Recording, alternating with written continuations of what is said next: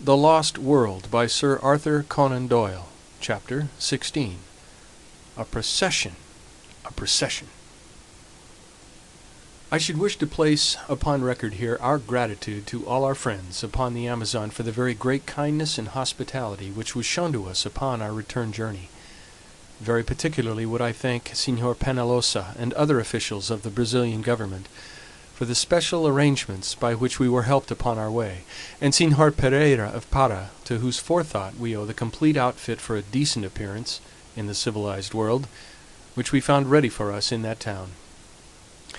It seemed a poor return for all the courtesy which we encountered that we should deceive our hosts and benefactors, but under the circumstances we had really no alternative, and I hereby tell them that they will only waste their time and their money if they attempt to follow upon our traces. Even the names have been altered in our accounts, and I am very sure that no one, from the most careful study of them, could come within 1,000 miles of our unknown land.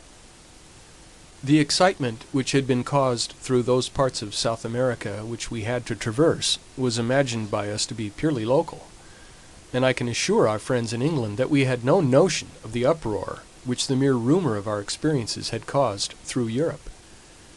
It was not until the Ivernia was within 500 miles of Southampton that the wireless messages from paper after paper and agency after agency, offering huge prices for a short return message as to our actual results, showed us how strained was the attention not only of the scientific world but of the general public. It was agreed among us, however, that no definite statement should be given to the press until we had met the members of the Zoological Institute, since as delegates it was our clear duty to give our first report to the body from which we had received our commission of investigation. Thus, although we found Southampton full of pressmen, we absolutely refused to give any information, which had the natural effect of focusing public attention upon the meeting which was advertised for the evening of November 7th. For this gathering, the Zoological Hall, which had been the scene of the inception of our task, was found to be far too small, and it was only in the Queen's Hall in Regent Street that accommodation could be found. It is now common knowledge the promoters might have ventured upon Albert Hall and still found their space too scanty. It was for the second evening after our arrival that the great meeting had been fixed. For the first, we had each, no doubt, our own pressing personal affairs to absorb us. Of mine I cannot yet speak. It may be that as it stands further from me, I may think of it, and even speak of it, with less emotion. I have shown the reader in the beginning of this narrative where lay the springs of my action. It is but right, perhaps, that I should carry on the tale, and show also the results. And yet the day may come when I would not have it otherwise. At least I have been driven forth to take part in a wondrous adventure, and I cannot but be thankful to the force that drove me. And now I turn to the last supreme eventful moment of our adventure. As I was racking my brain as to how I should best describe it, my eyes fell upon the issue of my own journal for the morning of the 8th of November, with the full and excellent account of my friend and fellow reporter, Macdona. What can I do better than transcribe his narrative, headlines and all? I admit that the paper was exuberant in the matter, out of compliment to its own enterprise in sending a correspondent, but the other great dailies were hardly less full in their account. Thus, then, friend Mac in his report: The New World. Great meeting at the Queen's Hall. Scenes of uproar. Extraordinary incident. What was it?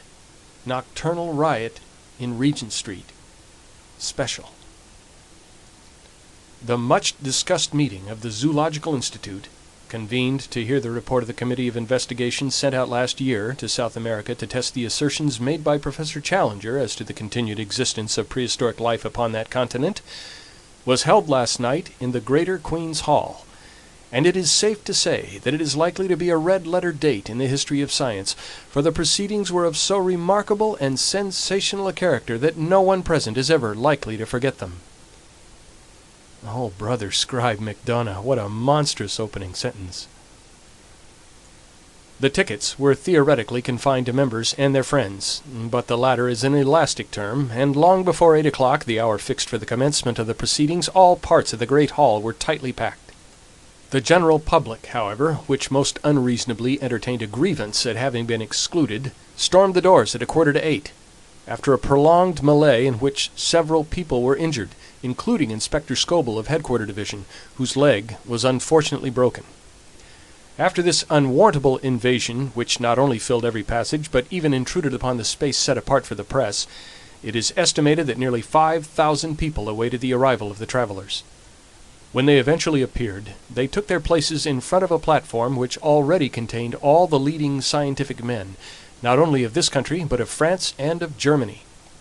Sweden was also represented, in the person of Professor Sergius, the famous zoologist of the University of Uppsala. The entrance of the four heroes of the occasion was the signal for a remarkable demonstration of welcome, the whole audience rising and cheering for some minutes. An acute observer might, however, have detected some signs of dissent amid the applause, and gathered that the proceedings were likely to become more lively than harmonious. It may be safely prophesied, however, that no one could have foreseen the extraordinary turn which they were actually to take. Of the appearance of the four wanderers little need be said, since their photographs have for some time been appearing in all the papers. They bear few traces of the hardships which they are said to have undergone. Professor Challenger's beard may be more shaggy, Professor Summerlee's features more ascetic, Lord John Roxton's figure more gaunt, and all three may be burned to a darker tint than when they left our shores, but each appeared to be in most excellent health. As to our own representative, the well-known athlete and international rugby football player E.D. Malone, he looks trained to a hair, and as he surveyed the crowd, a smile of good-humored contentment pervaded his honest but homely face. "All right, Mac, wait till I get you alone." When quiet had been restored, and the audience resumed their seats after the ovation which they had given to the travelers, the chairman, the Duke of Durham, addressed the meeting. He would not, he said, stand for more than a moment between that vast assembly and the treat which lay before them. It was not for him to anticipate what Professor Summerlee, who was the spokesman of the committee, had to say to them, but it was common rumor that their expedition had been crowned by extraordinary success. Applause. Apparently the age of romance was not dead, and there was common ground upon which the wildest imaginings of the novelist could meet the actual scientific investigations of the searcher for truth. He would only add, before he sat down, that he rejoiced, and all of them would rejoice, that these gentlemen had returned safe and sound from their difficult and dangerous task, for it cannot be denied that any disaster to such an expedition would have inflicted a well-nigh irreparable loss to the cause of zoological science. Great applause, in which Professor Challenger was observed to join. Professor Summerlee's rising was the signal for another extraordinary outbreak of enthusiasm, which broke out again at intervals throughout his address.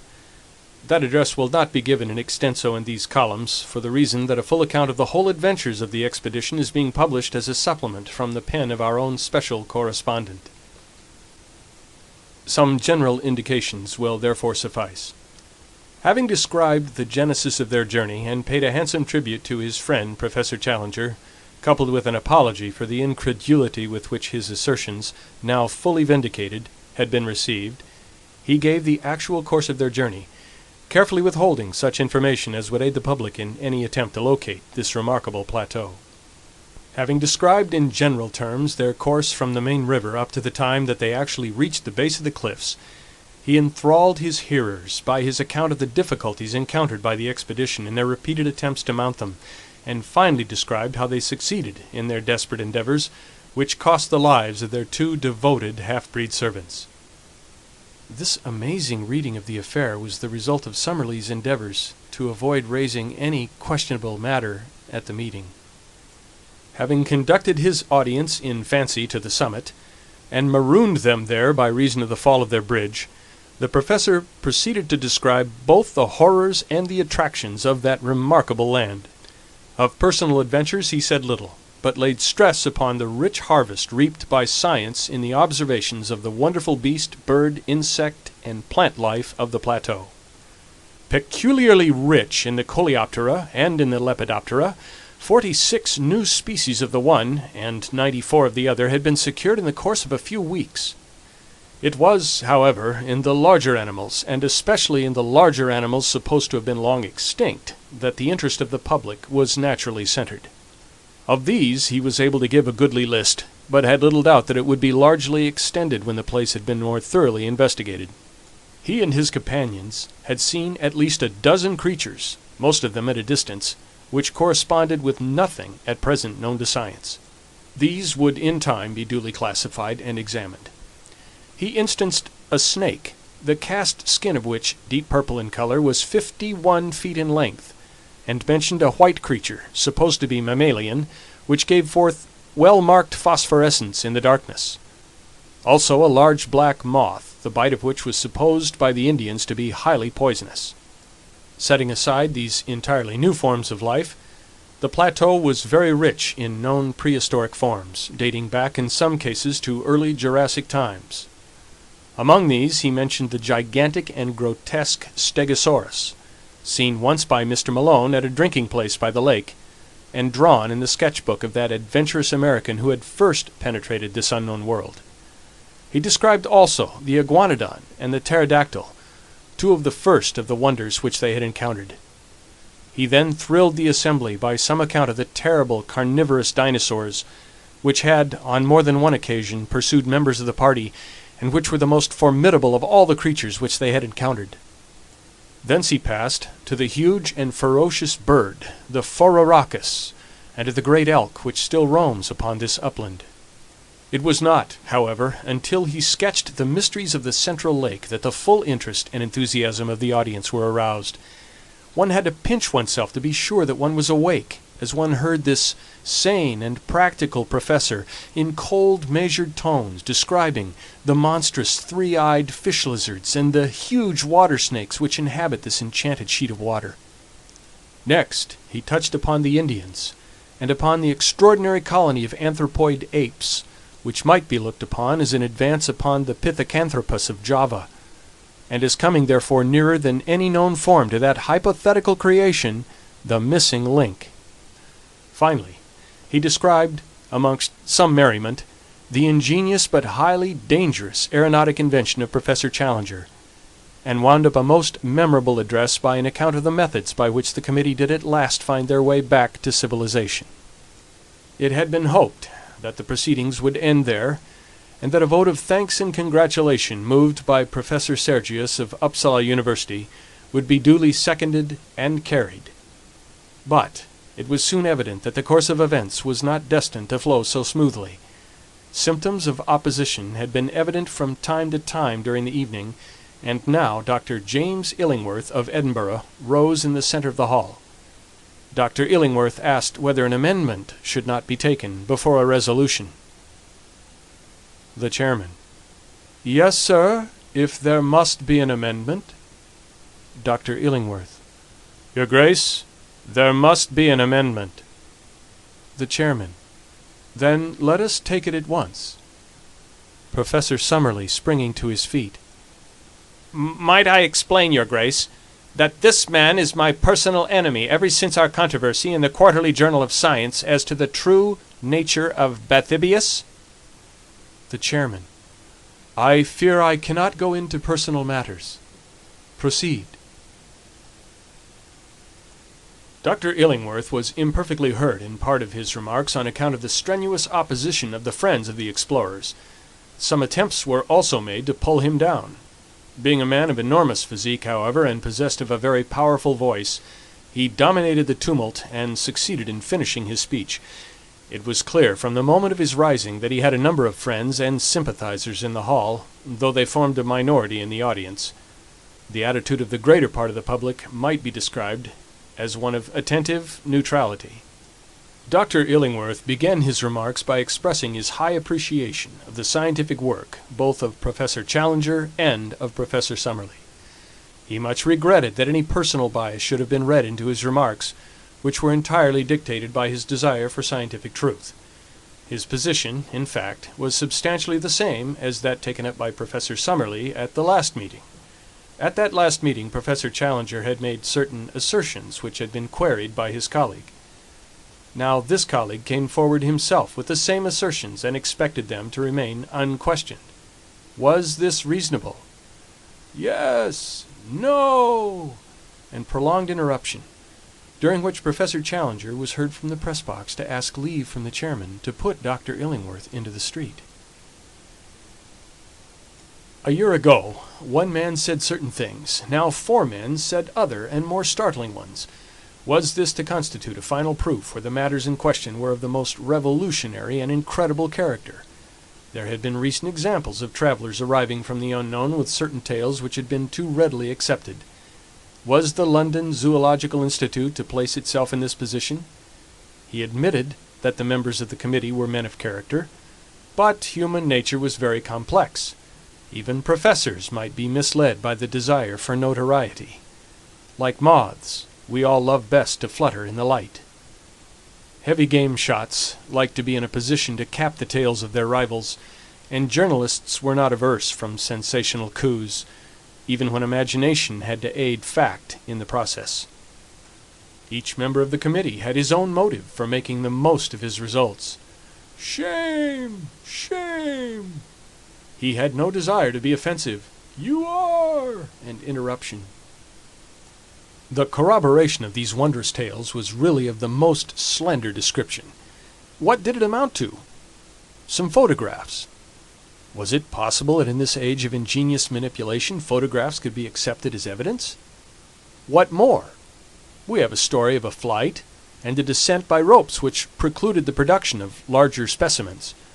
It was ingenious, but not convincing. It was understood that Lord John Roxton claimed to have the skull of a Phororachus.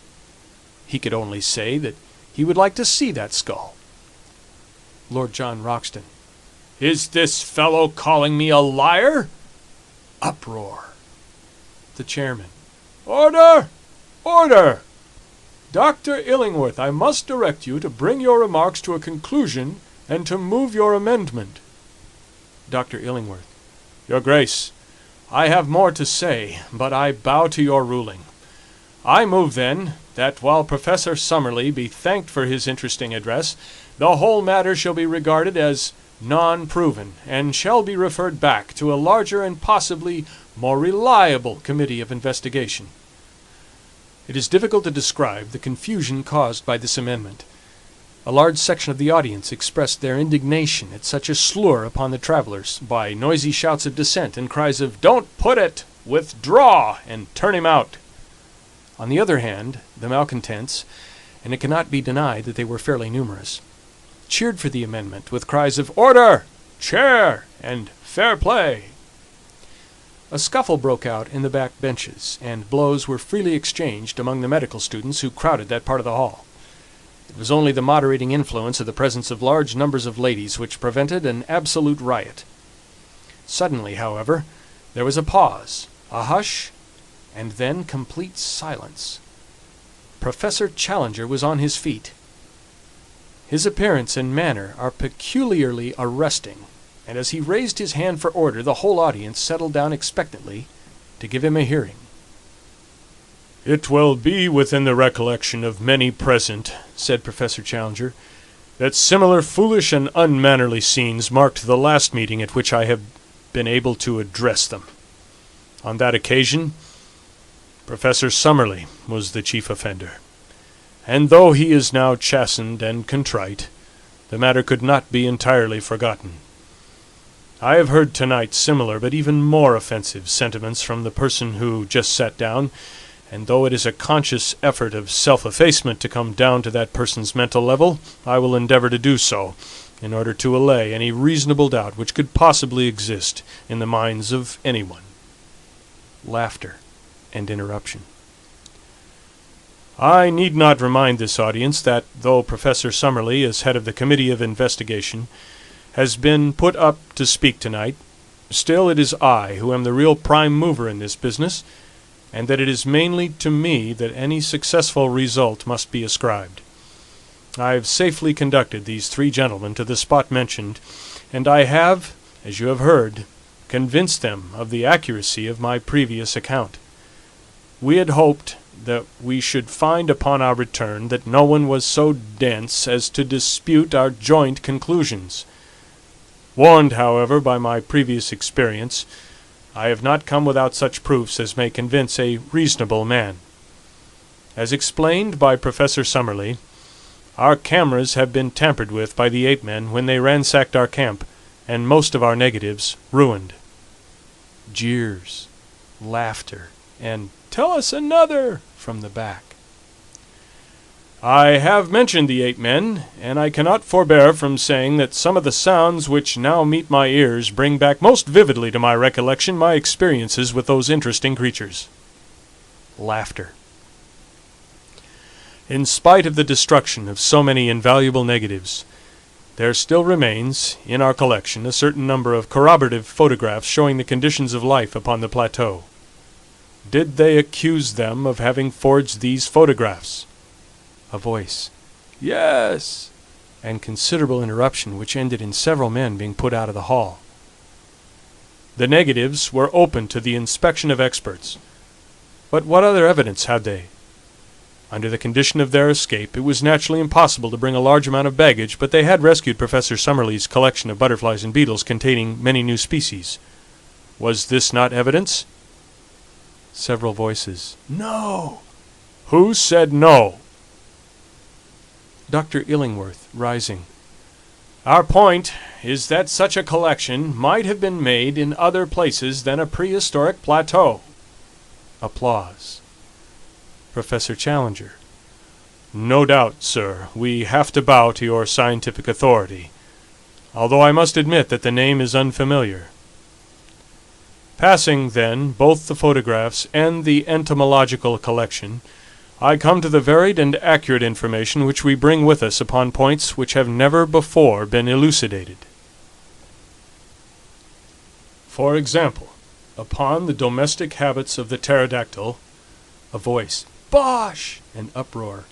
"I say that upon the domestic habits of the pterodactyl we can throw a flood of light.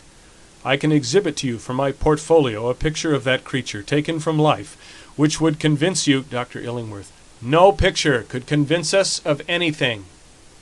Professor Challenger. "You would require to see the thing itself?"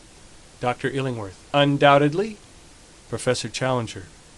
"And you would accept that?" Dr. Illingworth. "Beyond a doubt." It was at this point that the sensation of the evening arose, a sensation so dramatic that it can never have been paralleled in the history of scientific gatherings.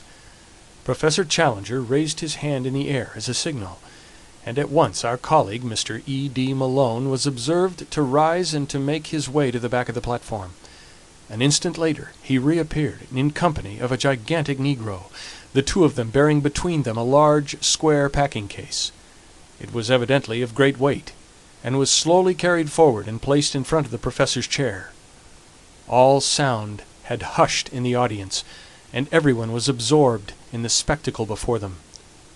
Professor Challenger drew off the top of the case, which formed a sliding lid. Peering down into the box, he snapped his fingers several times, and was heard from the press seat to say, come then, pretty, pretty," in a coaxing voice. An instant later, with a scratching, rattling sound, a most horrible and loathsome creature appeared from below and perched itself upon the side of the case. Even the unexpected fall of the Duke of Durham into the orchestra, which occurred at this moment, could not distract the petrified attention of the vast audience. The face of the creature was like the wildest gargoyle that the imagination of a mad medieval builder could have conceived. It was malicious, horrible, with two small red eyes as bright as points of burning coal. Its long, savage mouth, which was held half open, was full of a double row of shark-like teeth. Its shoulders were humped, and round them were draped what appeared to be a faded grey shawl. It was the devil of our childhood in person. There was a turmoil in the audience. Someone screamed. Two ladies in the front row fell senseless from their chairs, and there was a general movement upon the platform to follow the chairman into the orchestra. For a moment there was danger of a general panic. Professor Challenger threw up his hands to still the commotion, but the movement alarmed the creature beside him. Its strange shawl suddenly unfurled, spread, and fluttered as a pair of leathery wings. Its owner grabbed at its legs, but too late to hold it. It had sprung from the perch, and was circling slowly round the Queen's Hall, with a dry, leathery flapping of its 10-foot wings, while a putrid and insidious odour pervaded the room. The cries of the people in the galleries, who were alarmed at the near approach of those glowing eyes and that murderous beak, excited the creature to a frenzy. Faster and faster it flew, beating against walls and chandeliers in a blind frenzy of alarm. "The window! For heaven's sake, shut that window!" roared the professor from the platform, dancing and wringing his hands in an agony of apprehension. Alas, his warning was too late. In a moment the creature, beating and bumping along the wall like a huge moth within a gas shade, came upon the opening, squeezed its hideous bulk through it, and was gone. Professor Challenger fell back into his chair with his face buried in his hands, while the audience gave one long, deep sigh of relief as they realized that the incident was over. Then, oh, how shall one describe what took place then, when the full exuberance of the majority and the full reaction of the minority united to make one great wave of enthusiasm, which rolled from the back of the hall, gathering volume as it came, swept over the orchestra, submerged the platform, and carried the four heroes away upon its crest. Whoa, good for you, Mac. If the audience had done less than justice, surely it made ample amends. Everyone was on his feet. Every one was moving, shouting, gesticulating. A dense crowd of cheering men were round the four travelers. "Up with them! Up with them!" cried 100 voices. In a moment 4 figures shot up above the crowd. In vain they strove to break loose. They were held in their lofty places of honor. It would have been hard to let them down if it had been wished, so dense was the crowd around them. "Regent Street! Regent Street!" sounded the voices. There was a swirl in the packed multitude, and a slow current, bearing the four upon their shoulders, made for the door. Out in the street the scene was extraordinary. An assemblage of not less than 100,000 people was waiting. The close-packed throng extended from the other side of the Langham Hotel to Oxford Circus. A roar of acclamation greeted the four adventurers as they appeared, high above the heads of the people, under the vivid electric lamps outside the hall. "A procession! A procession!" was the cry. In a dense phalanx, blocking the streets from side to side, the crowd set forth, taking the route of Regent Street, Pall Mall, St. James Street, and Piccadilly. The whole central traffic of London was held up, and many collisions were reported between the demonstrators upon the one side and the police and taxi-cabmen upon the other. Finally, it was not until after midnight that the four travelers were released at the entrance to Lord John Roxton's chambers in the Albany, and that the exuberant crowd, having sung "They are jolly good fellows" in chorus, concluded their program with "God Save the King." So ended one of the most remarkable evenings that London has seen for a considerable time. So far my friend Macdonough, and it may be taken as a fairly accurate, if florid, account of the proceedings. As to the main incident, it was a bewildering surprise to the audience, but not, I need hardly say, to us. The reader will remember how I met Lord John Roxton upon the very occasion when, in his protective crinoline, he had gone to bring the "devil's chick," as he called it, for Professor Challenger. I have hinted also at the trouble which the professor's baggage gave us when we left the plateau, and had I described our voyage, I might have said a good deal of the worry we had to coax with putrid fish the appetite of our filthy companion. If I have not said much about it before, it was of course that the professor's earnest desire was that no possible rumour of the unanswerable argument which we carried should be allowed to leak out until the moment came when his enemies were to be confuted. One word as to the fate of the London pterodactyl. Nothing can be said to be certain at this point. There is the evidence of 2 frightened women, that it perched upon the roof of the Queen's Hall and remained there like a diabolical statue for some hours. The next day it came out in the evening papers that Private Miles of the Coldstream Guards, on duty outside Marlborough House, had deserted his post without leave, and was therefore court-martialed. Private Miles' account that he dropped his rifle and took to his heels down the Mall because on looking up he had suddenly seen the devil between him and the moon, was not accepted by the court, and yet it may have a direct bearing upon the point at issue. The only other evidence which I can adduce is from the log of the SS Friesland, a Dutch-American liner, which asserts that at 9 next morning, start point being at the time 10 miles upon their starboard quarter, they were passed by something between a flying goat and a monstrous bat, which was heading at a prodigious pace south and west. If its homing instinct led it upon the right line, there can be no doubt that somewhere out in the wastes of the Atlantic, the last European pterodactyl found its end. And Gladys, oh, my Gladys, Gladys of the Mystic Lake, now to be renamed the Central, for never shall she have immortality through me. Did I not always see some hard fibre in her nature? Did I not, even at the time when I was proud to obey her behest, feel that it was surely a poor love which could drive a lover to his death or the danger of it?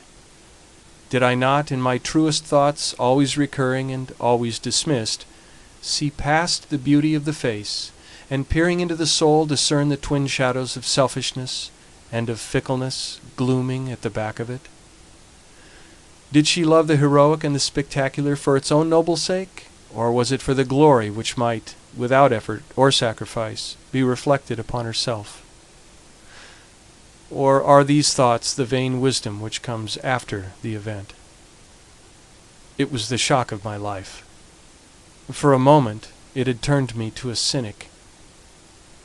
But already, as I write, a week has passed, and we have had our momentous interview with Lord John Roxton, and, well, perhaps things might be worse. Let me tell it in a few words. No letter or telegram had come to me at Southampton, and I reached the little villa at Streatham about 10 o'clock that night in a fever of alarm. Was she dead or alive? Where were all my nightly dreams of the open arms, the smiling face, the words of praise for her man who had risked his life to humour her whim?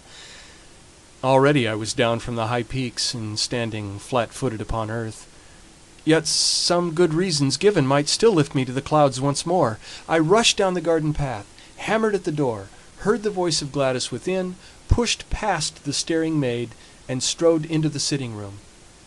She was seated in a low settee under the shaded standard lamp by the piano. In 3 steps I was across the room, and had both her hands in mine. "Gladys!" I cried. "Gladys!" She looked up with amazement in her face. She was altered in some subtle way. The expression of her eyes, the hard upward stare, the set of the lips was new to me. She drew back her hands. "What do you mean?" she said. "Gladys!" I cried. "What is the matter? You are my Gladys, are you not, little Gladys Hungerton?" "No," said she, "I am Gladys Potts. Let me introduce you to my husband." How absurd life is! I found myself mechanically bowing and shaking hands with a little ginger-haired man who was coiled up in the deep armchair, which had once been sacred to my own use, and we bobbed and grinned in front of each other. "Father lets us stay here. We are getting our house ready," said Gladys. "Oh, yes," said I. "You didn't get my letter at Para, then?" "No, I got no letter." "Oh, what a pity! It would have made all clear." "It is quite clear," said I. "I've told William all about you," said she. "We have no secrets. I'm so sorry about it. But it couldn't have been so very deep, could it? If you could go off to the other end of the world and leave me here alone? You're not crabby, are you?" No, not at all. I think I'll go." "Have some refreshment," said the little man, and he added in a confidential way, "It's always like this, ain't it? And it must be, unless you had polygamy, only the other way around. You understand?" He laughed like an idiot, while I made for the door. I was through it, when a sudden fantastic impulse came upon me, and I went back to my successful rival, who looked nervously at the electric push. "Will you answer a question?" I asked. "Well, within reason," said he. How did you do it? Have you searched for hidden treasure, or discovered a pole, or done time on a pirate, or flown the Channel, or what? Where is the glamour of romance? How did you get it?" He stared at me with a hopeless expression upon his vacuous, good-natured, scrubby little face. "Don't you think all this is a little too personal?" he said. "Well, just one question," I cried. "What are you? What is your profession?" "I'm a solicitor's clerk," said he. "Second man at Johnson and Merivale's, 41 Chancery Lane." "Good night," said I, and vanished, like all disconsolate and broken-hearted heroes, into the darkness, with grief and rage and laughter all simmering within me like a boiling pot. One more little scene, and I have done. Last night we all supped at Lord John Roxton's rooms, and sitting together afterwards we smoked in good comradeship and talked our adventures over. It was strange, under these altered surroundings, to see the old well-known faces and figures. There was Challenger, with his smile of condescension, his drooping eyelids, his intolerant eyes, his aggressive beard, his huge chest swelling and puffing as he laid down the law to Summerlee. And Summerlee, too, there he was, with his short briar between his thin moustache and his grey goat's beard. His worn face protruded in eager debate as he queried all Challenger's propositions. Finally there was our host, with his rugged eagle face and his cold blue glacier eyes, with always a shimmer of devilment and of humour down in the depths of them. Such is the last picture of them that I have carried away. It was after supper, in his own sanctum, the room of the pink radiance and the innumerable trophies, that Lord John Roxton had something to say to us. From a cupboard he had brought an old cigar-box, and this he laid before him on the table. "There's one thing," said he, "that maybe I should have spoken about before this, but I wanted to know a little more clearly where I was. No use to raise hopes, and let them down again. But it's facts, not hopes, with us now. You may remember that day we found the pterodactyl rookery in the swamp, what? Well, something in the lie of the land took my notice.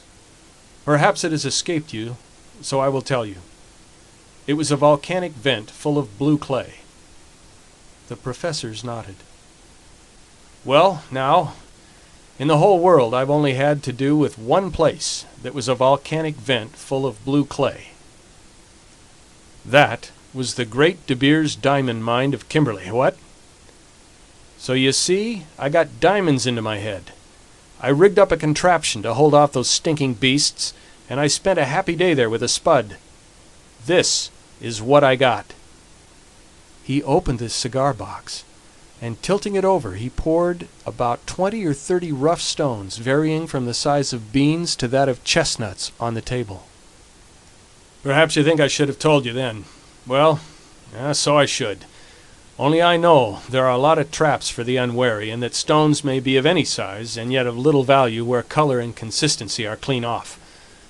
Therefore, I brought them back, and on the first day at home I took one round to Spinks, and asked him to have it roughly cut and valued." He took a pill-box from his pocket, and spilled out of it a beautiful, glittering diamond, one of the finest stones that I have ever seen. "There's the result," said he. "He prices the lot at a minimum of £200,000. Of course it's fair shares between us.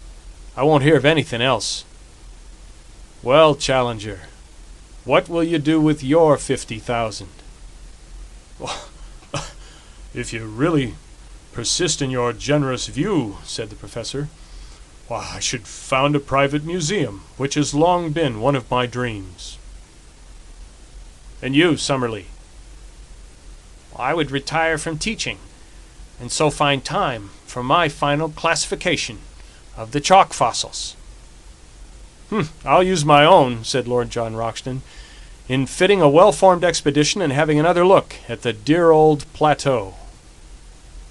As to you, young fella, you, of course, will spend yours in getting married." "Not just yet," said I, with a rueful smile. "I think, if you will have me, that I would rather go with you." Lord Roxton said nothing, but a brown hand was stretched out to me across the table. End of chapter 16.